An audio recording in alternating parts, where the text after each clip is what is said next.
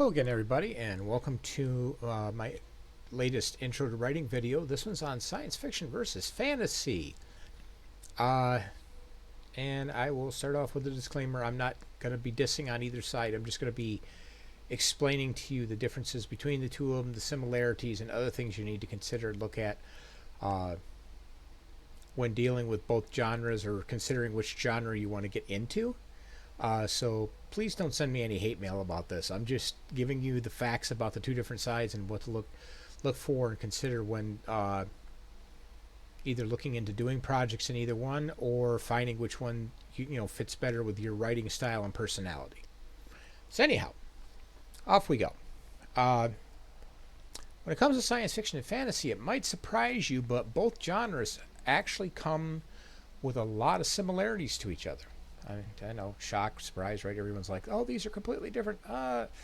They have their differences, but they also have their similarities. So, and let me go ahead and list a few of them here. Both science fiction and fantasy have their wizards, knights, and magical creatures. Yes, they do. Don't freak out. Sci-fi has guys in power suits, aka modern armor, whereas fantasy has knights in forged iron and steel armor. You know, the traditional knight, the dude running around with a sword, a gigantic claymore sword in his hand, and a big metal or big suit of metal over his body like Iron Man. Both genres have their magicians. In science fiction, they're called scientists.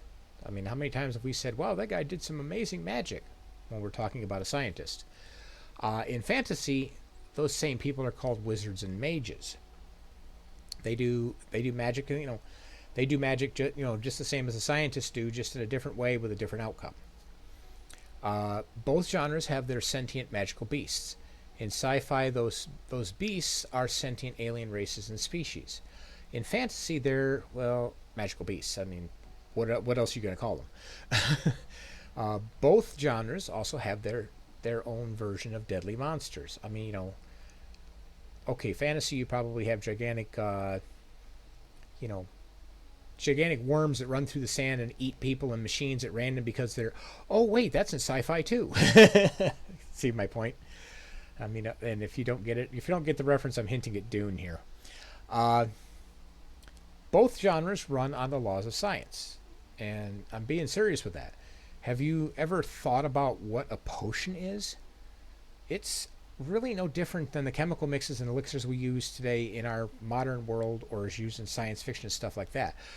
And both require similar processes to create them. I mean, seriously, if you think about it, like the medicines that a doctor makes or a pharmaceutical company or the chemicals that we make or the foods that we make, other things like that, are no different than the potions and elixirs and stuff like that are made but in fantasy. I mean, have you seen some of the old, and I'm talking old school cures that they used to do, the pastes and the ointments and the beverages and stuff like that they used to make in the old days that did stuff that we can't recreate nowadays, and it was all done through natural processes and and cooking things and stuff like that, all lost knowledge. But anyways, the two of them share those similarities, even though if they're even if the processes are different. Now, with sci-fi, or let me go here. Well, in fantasy, magic is just energy deployed through more natural means, either through the laws of nature or by more metaphysical means. In sci-fi, it does its own magic as well, but it's through technical and scientific means. So they're both wielding magic or energy, or they're both wielding energy. They're just doing it in a different way. You also have, also when you're dealing with magic, regardless if it's in sci-fi or fantasy. Of course, in sci-fi it's called science. You have to understand that what you're doing has to allow for the suspension of disbelief. Otherwise, your reader's just going to turn you off and walk away. Let's see. Both of them, both science and magic, have their arcane books of knowledge and spellcraft. In fantasy, those are called magic tomes. In sci-fi, they're called documentation. And I'm pretty sure you just laughed at that, but I'm being completely serious. In sci-fi, it has magical tomes, but like I say, it's documentation. It's essentially the same thing because remember the idea that any sufficiently advanced technology is indistinguishable from magic. Uh, and that leads into my next point here, which I'll touch that and I can circle back to this other one. Uh, in the world of science fiction and fantasy, there are two different types of magic that are used. The first, which I just hinted at, which sci-fi primarily uses, is called tech magic. Uh, Although fantasy does use it as well, but science uses it primarily. This follows the idea of what Arthur C. Clarke once said, that any sufficiently advanced technology is indistinguishable from magic. The second kind is arcane or spirit magic, which requires actual spirits and souls in order to manipulate the physical world. The latter is the preferred magic, or is the magic system used by the occult, if you need a reference to what I'm referring to, boil, toil, and trouble, stuff like that. Sci-fi, in turn, uses science, physics, technology, and stuff for its magic system. Arcane magic is and can be used in sci-fi. It's not exclusive to fantasy. It can be used there, but typically I don't see it used a lot because it's really difficult to use it correctly or use it effectively in fantasy, but it can be done. The arcane can be used in sci-fi, but not necessarily effectively. It struggles at working in a world like that, but it can be done. I've seen it done. Fantasy can use either tech or arcane magic, depending on the situation and the need. If you watch TV shows and anime, you'll see a lot of fantasy shows that actually use tech magic that's disguised as real magic. Easy way to tell the two of them apart is, does it use a HUD or some other form of holographic, sometimes physical, interface to interact with and control skills, power, magic, etc.? If so, then it's tech magic. If it requires a soul to manipulate it, then it's considered arcane magic.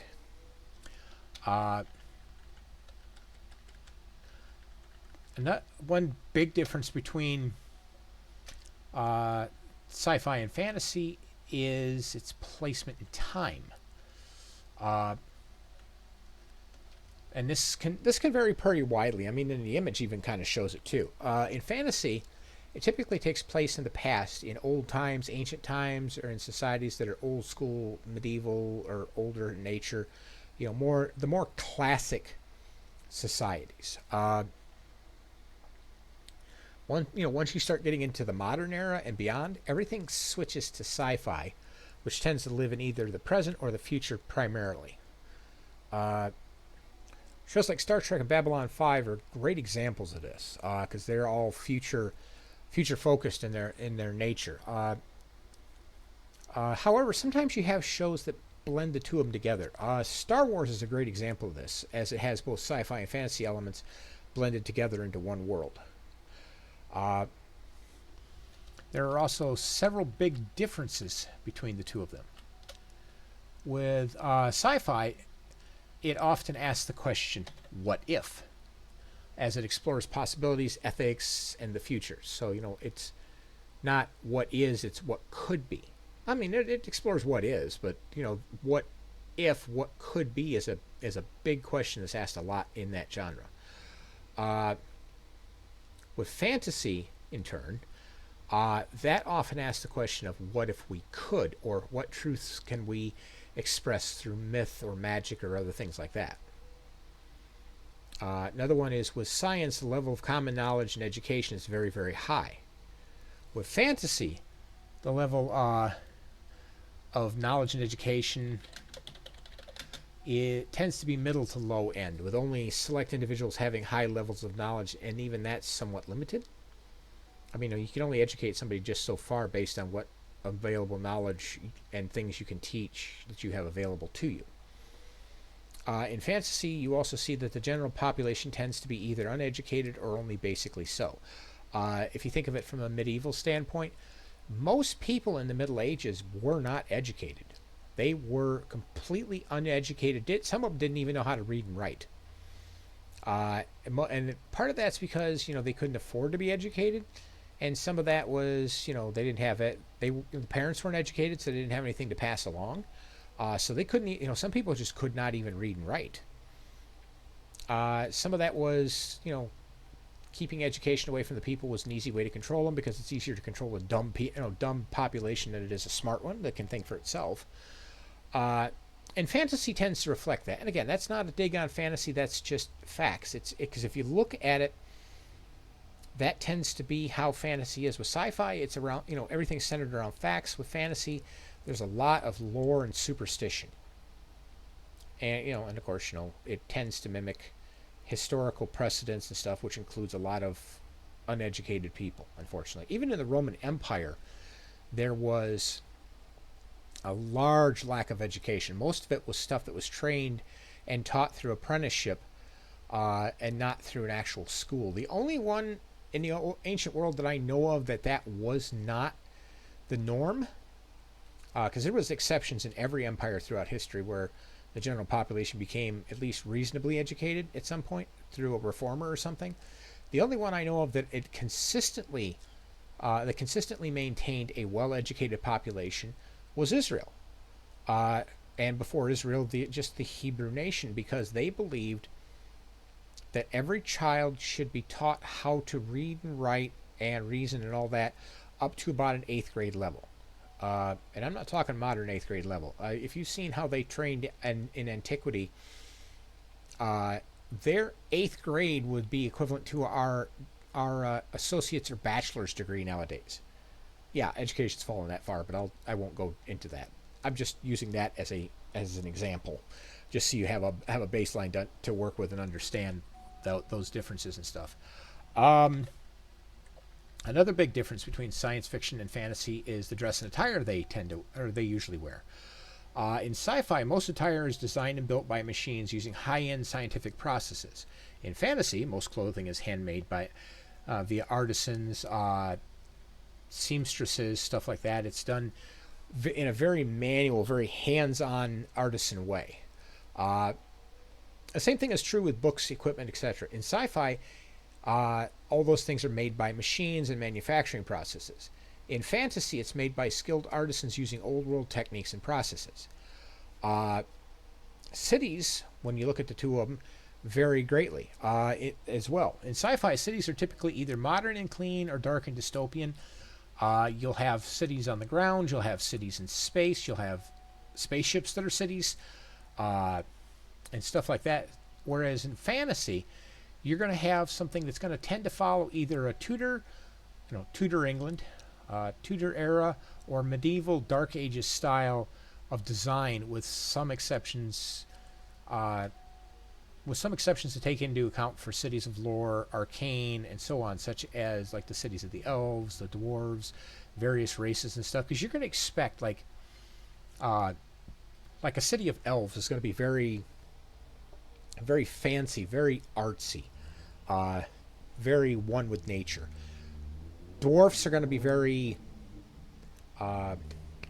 industrial. I'll put it that way. They're going to be very industrial, very rugged, very well designed, very advanced, very sturdy, but also very functional. Now you get something like a goblin, a gremlin, stuff like that.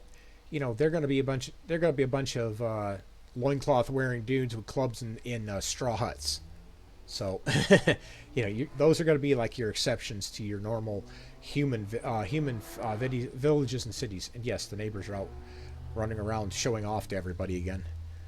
It's that time of the year. Everyone's got to go out and show off their thing. Anyways, another thing to know about this is that you can blend these two genres together into a fusion genre.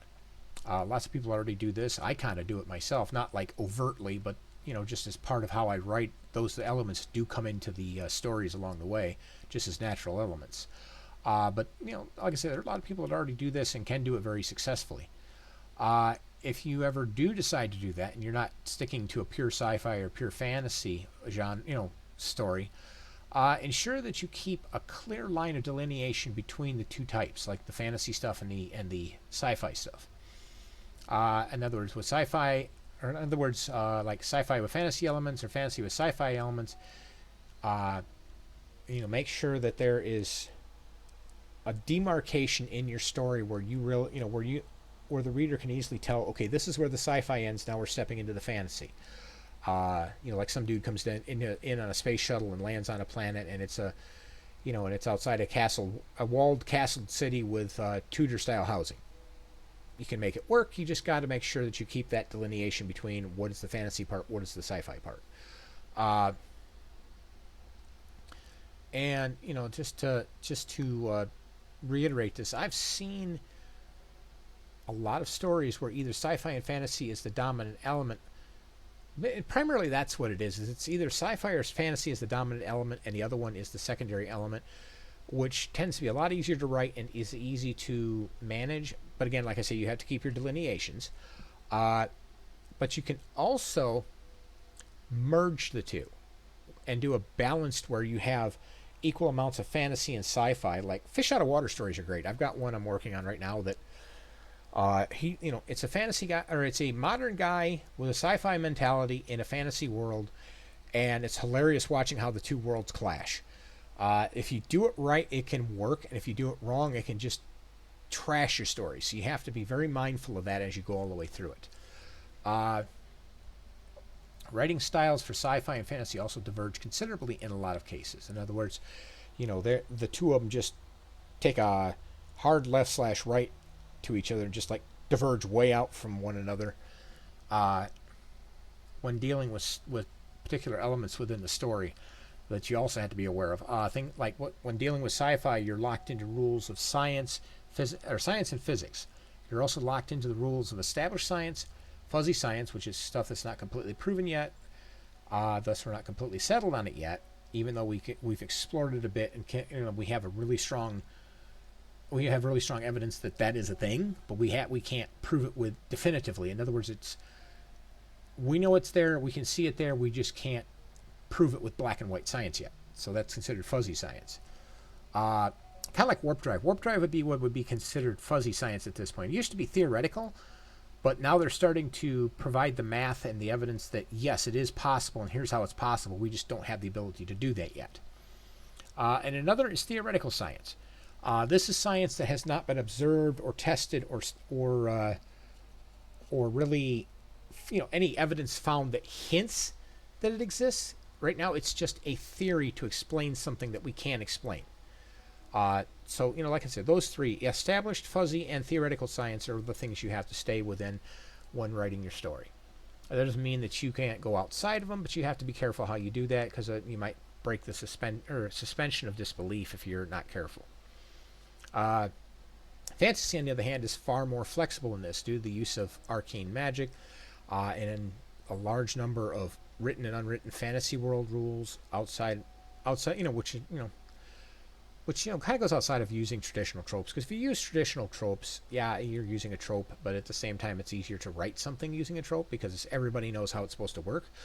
But that can also backfire on you because everybody knows how it's supposed to work, and if you don't make it work the way they're expecting you to make it work, yeah, you make a bunch of angry readers. But other than that, you're pretty free to do whatever you want to. That being said, the fact that fantasy is as loosey-goosey as it is can also cause some big issues because if you don't have a solid framework on which to work, you can end up going down some pretty ugly rabbit holes along the way, and ultimately end up ruining the story. I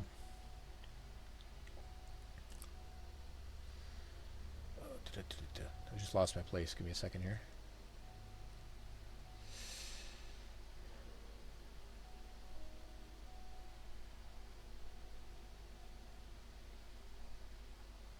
Yep, so I lost my place and I'm still trying to find it. It happens. It's called being old. No, I'm just kidding. I tried to jump ahead and then lost my place. There we go. Okay. The next question involves which genre do you want to get into? An easy way to determine this is to ask yourself these questions. Are you more sciencey and logical in your thinking? If you are, then you probably do better writing science fiction, as sci-fi follows the previously mentioned hard and fast framework of science that can be moved around with, inside of what really easily if you know how to navigate the channels of science and politics.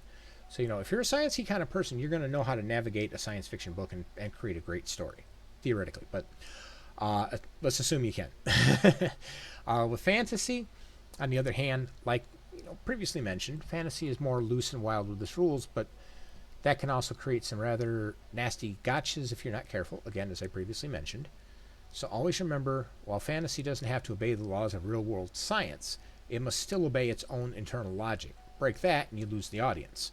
Again, previously mentioned. I'm just reiterating that so that you guys remember that, because that's, I'm trying to keep you from sinking yourself when you're writing these stories. So I'm giving you all these warnings and kind of trying to pound them into your skull so that you remember them and you're able to more easily write good stories, because you got that little checklist ticking off in the back of your mind going, oh, I need to watch for this, I need to do that, so on and so forth while I'm writing. Anyways, that being said, that's my basic presentation on science fiction and fantasy. This is more meant as a guideline for you choosing which direction you go and how to approach each of those genres than it is any kind of hard and fast rule set. But it should help you get to where you need to get. As with any of my videos, if you have any questions, comments, concerns, you want to burn my Hobbit house down, or anything like that, feel free to let me know. I take the good with the bad. I don't, if you guys hate what I did, that's fine. Tell me. Give me a thumbs down. You can give me a thumbs up. You can like and subscribe. Send me a tropical island with lots of money on it. No, but seriously though, I'm here to help you. If you have questions, comments, concerns, thoughts, etc., let me know. I'm happy to answer them. But anyways, that's all for this time. Until next time, well, how do I say this? I think you can tell I'm having one of those days. I tried to do my outro and already kind of went, oh, rabbit hole, shiny, yay. But anyways, yeah, if you guys have any comments, thoughts, questions, etc. like that, let me know. If not, I will see you in the next video. Thanks.